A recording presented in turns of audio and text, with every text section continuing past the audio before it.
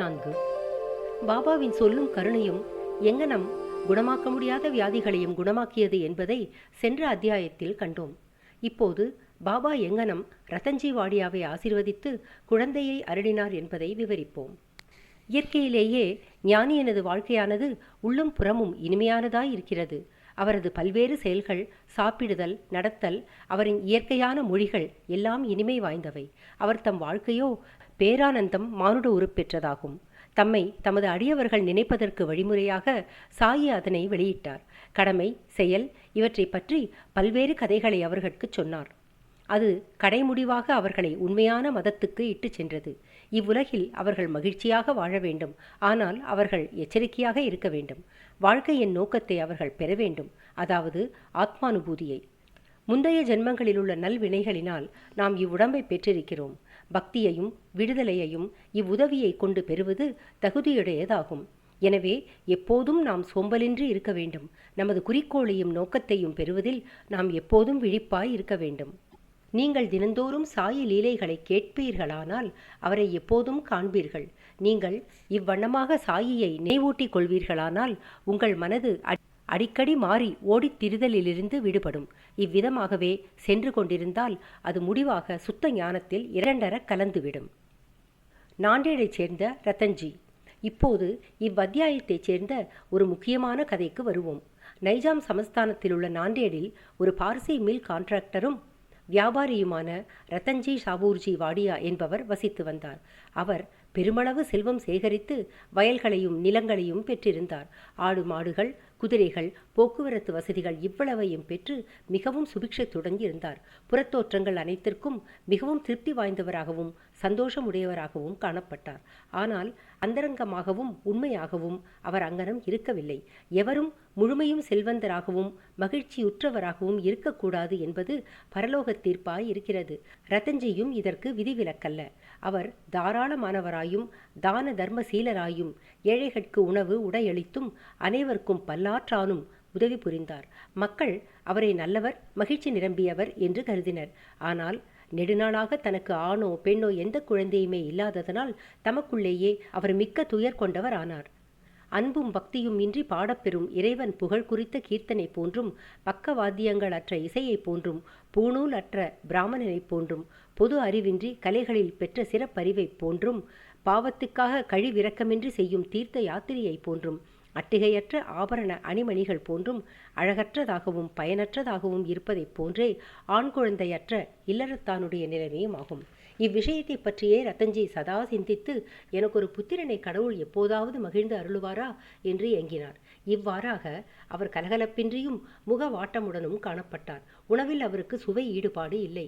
தான் ஒரு புதல்வனுக்காக ஆசீர்வதிக்கப்படுவோமா என்று அவர் அல்லும் பகலும் இதே கவலையால் பீடிக்கப்பட்டார். தாஷ்கனு மகாராஜிடம் அவருக்கு மரியாதை அதிகம். அவரை கண்டு தன் உள்ளத்தை வெளியிட்டார். தாஷ்கனுவும் அவரை ஷிரடிக்கு போகும்படியும் பாபாவின் தரிசனத்தை பெற்று அவர் தம் பாதங்களில் வீழ்ந்து ஆசீர்வாதத்தை பெற்று குழந்தை வேண்டுமென வேண்டிக் கொள்ளவும் அவருக்கு உபதேசித்தார். ரத்தன்ஜிக்கு இக்கருத்து பிடித்தது. ஷிரடிக்கு போகவும் தீர்மானித்தார். சில நாட்களுக்கு பின்னர் அவர் ஷிரடிக்கு சென்று பாபாவின் தரிசனத்தை பெற்று அவர் பாதங்களில் வீழ்ந்தார். பிறகு தம் கூடையை திறந்து ஒரு அழகிய பூமாலையை எடுத்து அதை பாபாவின் கழுத்தில் இட்டு கூடை நிறைய பழங்களையும் சமர்ப்பித்தார். பாபாவுக்கு அருகில் மிக்க மரியாதையுடன் அவர் அமர்ந்து பின்வருமாறு வேண்டத் தொடங்கினார். இக்கட்டான நாட்களில் இருக்கும் பொழுது அநேகர் தங்களிடம் வருகிறார்கள். தாங்கள் அவர்களின் துன்பங்களை உடனே துடைக்கிறீர்கள். இதை கேட்டு நான் தங்களது சரண கமலத்தை அடைக்கலம் புகுந்தேன். ஆகவே தயவு செய்து என்னை ஏமாற்றாதீர்கள். ரத்தன்ஜி கொடுக்க இருந்த 5 ரூபாயை பாபா கேட்டார். ஆனால் 3 ரூபாய் 14 பைசாவை தான் முன்னரே வாங்கி கொண்டு விட்டதாகவும் மீதத்தையே கொடுக்க வேண்டும் என்றார். ரத்தன்ஜி பெரிதளவில் குழப்பமடைந்தார். பாபா என்ன கூறினார் என்று அவரால் புரிந்து கொள்ள இயலவில்லை. அவர் ஷிரடிக்கு செல்வது இதுவே முதல் முறை. முன்னமே 3 ரூபாய் 14 பைசாவை தாம் வாங்கி கொண்டதாக பாபா கூறியது எங்கனம் என்று அவர் நினைத்தார். அவரால் புதிரை விடுவிக்க இயலவில்லை. ஆனால் அவர் பாபாவின் பாதத்தடியில் அமர்ந்து கேட்கப்பட்ட மீதமுள்ள தட்சிணையை அளித்தார். பாபாவிடம் தாம் வந்த காரணத்தை முழுமையும் விளக்கு கூறி அவருடைய உதவியை கோரினார். தமக்கு ஒரு புத்திரனை பாபா ஆசீர்வதித்து அருள வேண்டும் என வேண்டிக் கொண்டார். பாபாவும் மனதுருகி அவரை கவலைப்படாமல் இருக்கும்படியும் அதிலிருந்து அவரின் கஷ்டமான நாட்கள் முடிந்துவிட்டன என்றும் கூறினார். பின்னர் அவருக்கு உதியை அளித்து அவரது தலையில் கையை வைத்து அல்லாஹ் அவரது உள்ளத்தின் ஆசையை பூர்த்தி செய்வார் என்றும் கூறினார். பின்னர் பாபாவிடம் விடைபெற்று கொண்டு நாண்டேடுக்கு திரும்பி ஷிரடியில் நடந்த எல்லாவற்றையும் தாஷ்கனுவுக்கு கூறினார். அங்கு எல்லாம் நன்றாகவே நிறைவேறியதாகவும் தாம் பாபாவின் தரிசனத்தையும் ஆசீர்வதித்தையும் பிரசாதத்துடன் பெற்றதாகவும், ஆனால் அவரால் ஒன்றை மட்டும் புரிந்து கொள்ள முடியவில்லை என்றும் கூறினார். பாபா அவரிடம் தாம் ஏற்கனவே 3 ரூபாய் 14 பைசாவை வழங்கி கொண்டதாக கூறினார். இக்குறிப்பினால் பாபா என்ன கூறுகிறார் என்பதை தயவு செய்து விவரியுங்கள். நான் ஷிரடிக்கு போனதே இல்லை. பாபாவிடம் அத்தொகையை நான் எவ்விதம் கொடுத்திருக்க முடியும் என்று தாஷ்கனுவிடம் கூறினார். தாஷ்கனுவுக்கும் அது ஒரு புதிராகத்தான் இருந்தது. அதை பற்றி பெரிதும் அவர் நீண்ட நேரம் சிந்தித்தார். சிறிது நேரத்துக்கு பிறகு பின்வரும் நிகழ்ச்சி அவர் கவனத்துக்கு வந்துற்றது. சில நாட்களுக்கு முன்னர் ரத்தன்ஜி மௌலி சாஹேப் என்ற ஒரு முகமதிய முனிவரை வரவேற்று அவரின் வரவேற்பு உபசரணைக்காக கொஞ்சம் பணம் செலவழித்தார். மௌலி சாஹேப் நாண்டேட் மக்கள் நன்றாக அறிந்த ஒரு முனிவர். ரத்தன்ஜி ஷிரடிக்கு போக தீர்மானித்த போது இந்த மௌலி சாஹேப் தற்செயலாய் ரத்தன்ஜி வீட்டுக்கு வந்தார். ரத்தன்ஜி அவரை அறிந்திருந்தார். அவரிடம் அன்பு செலுத்தினார். எனவே அவரை கௌரவிக்கும் முகமாக ஒரு விருந்து கொடுத்தார். தாஷ்கனு ரத்தன்ஜியிடமிருந்து விருந்து உபசரிப்புக்கான செலவு குறிப்புகளை வாங்கி பார்த்தார். எல்லாம் சரிநுட்பமாக 3 ரூபாய் 14 பைசா ஆகியிருந்தது. அதற்கு கூடவோ குறையவோ இல்லாதது கண்டு எல்லோரும் ஆச்சரியத்தால் செயலிழந்தனர். அவர்கள் பாபா எங்கும் நிறை பேரறிவுடையவர் என்பதை அறிய தலைப்பட்டார்கள். அவர் ஷிரடியில் வாழ்ந்தாலும் ஷிரடியிலிருந்து நெடுந்தூரம் உள்ள வெளியிடங்களில் நடப்பதையும் அவர் அறிந்திருந்தார். உண்மையில் அவர் நடந்தது, நடப்பது, நடக்கப் போவது எல்லாவற்றையும் அறிந்திருந்தார். எவருடைய நெஞ்சத்தினுள்ளும் ஆவியினுள்ளும் தம்மை அவர் அடையாளம் கண்டு உணர்ந்து கொள்ள முடியும். மேலே குறிப்பிட்ட நிகழ்ச்சியில் மௌலி சாஹேப்பிடம் தம்மை காணாமலும் அவருடன் தாம் ஒன்றாகவும் இல்லாதிருப்பின் ரத்தன்ஜி மௌலி சாஹேபுக்கு கொடுத்த வரவேற்பு பற்றியும் அதற்கு அவர் செலவழித்த தொகையை பற்றியும் பாபா எங்கனம் அறிந்திருக்க முடியும்? ரத்தன்ஜி தாஷ்கனுவின் விளக்கத்தால் திருப்தியுட்டார். பாபாவிடம் அவருக்குள்ள நம்பிக்கை உறுதிப்படுத்தப்பட்டு பல்கி பெருகியது. பின்னர் உரிய காலத்தில் அவருக்கு ஒரு ஆண் குழந்தை ஆசீர்வதிக்கப்பட்டது. அவரின் மகிழ்ச்சிக்கு எல்லை இல்லை. அவருக்கு 12 குழந்தைகள் மொத்தத்தில் பிறந்தன என்றும் அதில் 4 உயிர் பிழைத்தன என்றும் கூறப்படுகிறது. இவ்வத்தியாயத்தின் அடிக்குறிப்பில் பாபா ராவ் பகதூர் ஹரிவிநாயக் சாட்டே என்பவரை அவர் முதல் மனைவி இறந்த பின்னர் மீண்டும் மனம் செய்து கொள்ளும்படியும் அவருக்கு மகன் பிறப்பான் என்றும் கூறினார். சாட்டே 2வது மனம் புரிந்து கொண்டார். இம்மனைவி மூலம் அவருக்கு பெண் குழந்தைகளே பிறந்தன. எனவே அவர் மிகவும் மனத்தளர்வடைந்தார். ஆனால் 3வது ஆண் குழந்தையாக பிறந்தது. பாபாவின் சொற்கள் உண்மையாயின. அவரும் திருப்தியுற்றார். தட்சிணை மீமாம்சா, தட்சிணை பற்றிய தத்துவம். தட்சிணையை பற்றி சில குறிப்புகளுடன் இவ்வத்தியாயத்தை முடிக்கிறோம். பாபாவை பார்க்க சென்றவர்களிடத்து அவர் தட்சிணை கேட்டார் என்பது எல்லோரும் அறிந்த உண்மை. சிலர் பாபா ஒரு பக்கிரியாகவும் பற்றற்றவராகவும் இருந்தால் அவர் ஏன் தட்சணை கேட்க வேண்டும், பணத்தை பற்றி ஏன் லட்சியம் செய்ய வேண்டும் என்று வினவலாம். இவைகளை இப்போது விளக்கமாக கவனிப்போம். ஆரம்பத்தில் நெடுநாட்களுக்கு பாபா எதையுமே பெறவில்லை. அவர் எரிக்கப்பட்ட தீக்குச்சிகளை சேமித்து தம் பைகளில் வைத்து கொண்டார். எவரிடமிருந்தும் அவர் அடியவராக இருப்பினும் வேறு யாராக இருப்பினும் பாபா எதையும் ஒருபொழுதும் கேட்கவில்லை. யாராவது 1 பைசாவோ 2 பைசாவோ அவர் முன்னால் வைத்தார். அவர் எண்ணெயோ அல்லது புகையிலையோ வாங்கினார். அவர் புகையிலையின் மீது விருப்பமுடையவராக இருந்தார். ஏனெனில் அவர் எப்போதும் பீடி அல்லது சிலீம் குடித்தார். பின்னர் சிலர் ஞானிகளை வெறுங்கையுடன் பார்க்கக்கூடாது என்று நினைத்தனர். எனவே அவர்கள் பாபாவின் முன்னால் சில செப்பு காசுகளை வைத்தனர். 1 பைசா கொடுக்கப்பட்டால் அதை அவர் பைக்குள் போட்டுக்கொள்வார். 2 பைசா நாணயமாக இருந்தால் அது உடனே திருப்பி கொடுக்கப்படும். பாபாவின் புகழ் திக்கெங்கும் பரவிய பின்னர் மக்கள் அவரிடம் பெருந்தொகைகளில் மண்டத் தொடங்கினர். அவர்களிடம் பாபா தட்சிணை கேட்கத் தொடங்கினார். ஒரு தங்கக்காசு வைக்கப்பட்டாலன்றி கடவுளர்களின் பூஜை பூர்த்தியாவதில்லை என்று ஸ்ருதி பகர்கிறது. கடவுள்களின் பூஜைக்கு காசு தேவைப்பட்டிருந்தால் ஞானிகள் பூஜைக்கும் கூட அது ஏன் அங்கனம் இருக்கக்கூடாது? முடிந்த சார்பாக ஒருவன் கடவுள், அரசன், ஞானி, குரு இவர்களை பார்க்க போகும்போது வெறுங்கையுடன் போகலாகாது என்று விதிக்கப்பட்டது. அவன் காசோ பணமோ எதையாவது அவருக்கு சமர்ப்பிக்க வேண்டும். இது சம்பந்தமாக உபனிஷதங்கள் சிபாரிசு செய்த கருத்தை நாம் கவனிக்கலாம். பிருகதாரண்யக உபனிஷதம் பிரஜாபதி கடவுள், தேவர்கள், மனிதர்கள், பிசாசுகள் இவர்களை த என்ற ஒரே எழுத்தால் விழித்தது.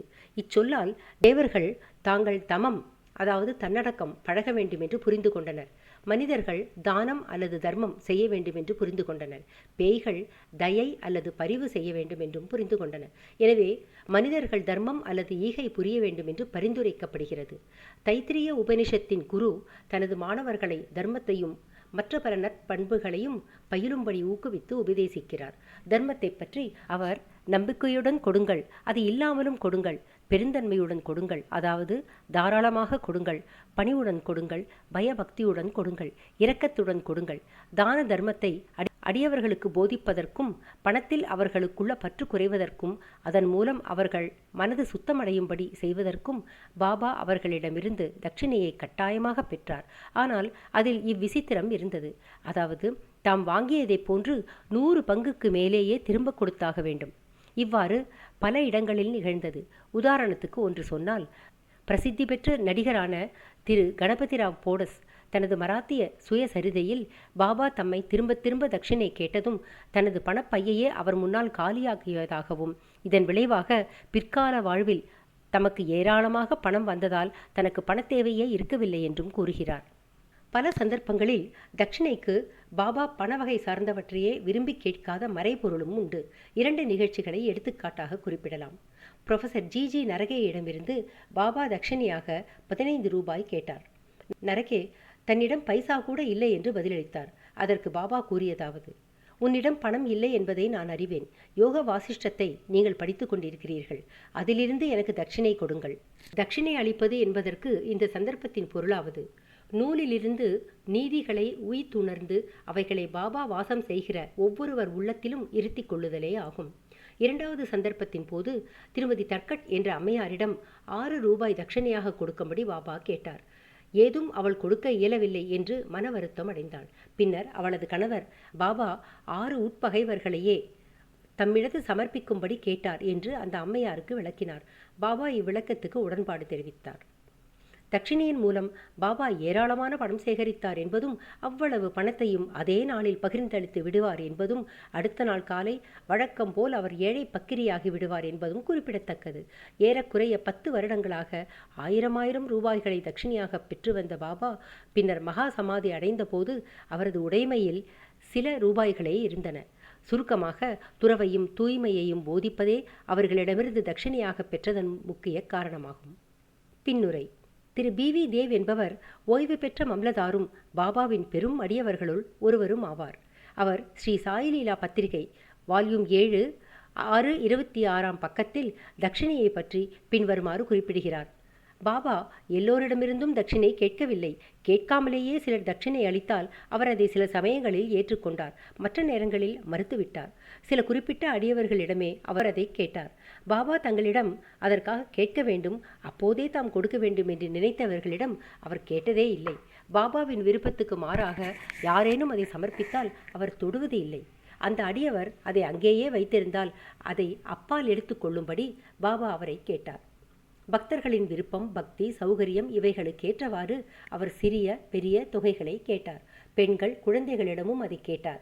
எல்லா செல்வந்தர்களையும் கேட்கவில்லை, அன்று எல்லா ஏழைகளிடமும் கேட்கவும் இல்லை. தட்சிணை கேட்டு கொடுக்காதவர்களிடம் பாபா கோபமடைந்ததே இல்லை. யாரேனும் நண்பன் மூலம் தட்சிணை அனுப்பப்பட்டு அவன் அதை பாபாவிடம் கொடுக்க மறந்துவிட்டானாயின் அவர் அவனுக்கு அதை எப்படியோ ஞாபகமூட்டி அவனை கொடுக்கும்படி செய்தார். சில சந்தர்ப்பங்களில் தட்சிணையாக கொடுத்த பணத்தில் கொஞ்சம் பணத்தை திரும்ப கொடுத்து அதை பாதுகாக்கும்படியோ அல்லது வழிபாட்டிற்காக அவரது பூஜை அறையில் வைக்கும்படியோ கேட்டுக்கொள்வார். இம்முறையானது பணம் அளித்தவருக்கோ அல்லது அந்த பக்தருக்கோ எல்லையற்ற பெருமளவு நன்மை அளித்தது. தான் கொடுக்க நினைத்திருந்ததை விட அதிகமாகவே யாராவது கொடுத்தால் அவர் அதிகப்படியான மீதமுள்ள தொகையை திரும்ப அளித்து விடுவார். சிலரிடம் தாங்கள் முதலில் கொடுக்க நினைத்திருந்ததை விட அதிகமாகவும், அப்படி அவர்களிடம் பணம் இல்லையானால் மற்றவர்களிடம் பிச்சை எடுத்தோ கடன் வாங்கியோ அளிக்கச் சொன்னார். சிலரிடம் அவர் ஒரு நாளைக்கு 3 அல்லது 4 முறை தட்சணை கேட்டார். தட்சிணையாக சேர்ந்த பணத்திலிருந்து அவர் தமக்காக மிகவும் கொஞ்சமே செலவழித்தார். அதாவது சிலிம் என்ற புகைக்குழாய் வாங்குவதற்கும் துனி என்ற புனித அடுப்புக்கு எரிபொருள் வாங்குவதற்கும் செலவழித்து மிச்சம் அனைத்தையும் பல்வேறு மனிதர்களுக்கு வேறுபடும் விதங்களில் தர்மமாக பகிர்ந்து அளித்தார். ஷிரடி சம்ஸ்தானத்தின் சிறு சிறு பொருள்களையெல்லாம் அப்போது இருந்த பணக்கார அடியவர்களால் ஸ்ரீ ராதாகிருஷ்ணமாயியின் வேண்டுகோள் யோஜனையின் பேரில் வாங்கி அளிக்கப்பட்டவை. விலைமதிப்புள்ள செல்வமிகு பொருள்களை யாரேனும் கொணர்ந்தால் பாபா சீற்றமடைந்து அவர்களை கடிந்து கொள்வார். நானா சாஹேப் சந்தோர்கரிடம் தமது உடைமைகள் ஒரு கௌபீனம், ஒரு துண்டு, ஒரு கஃப்னி, ஒரு தகரக் குவளை என்றும் அவரை பலர் தேவையற்ற பயனற்ற விலையுயர்ந்த பொருட்களை எல்லாம் கொண்டு வந்து தொல்லைப்படுத்துவதாகவும் கூறினார். நமது பரமார்த்திக வாழ்வில் இருக்கும் இரு பெரிய தடங்கல்கள் பெண்ணும் செல்வமும். பாபா ஷிரடியில் 2 நிலையான அமைப்பு முறைகளை ஏற்படுத்தினார். அதாவது தட்சிணையும் ராதாகிருஷ்ண மாயையும் ஆகும்.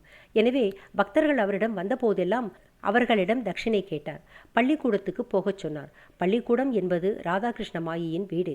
அவர்கள் இவ்விரண்டு சோதனைகளில் நன்றாக தேறினார்களேயானால், அதாவது செல்வத்துக்கும் பெண்ணுக்கும் உள்ள பற்றுக்களிலிருந்து விடுபட்டவர்கள் என்று தெளிவுபடுத்தினார்களேயானால், அவர்களின் ஆன்மீக முன்னேற்றம் துரிதமானது.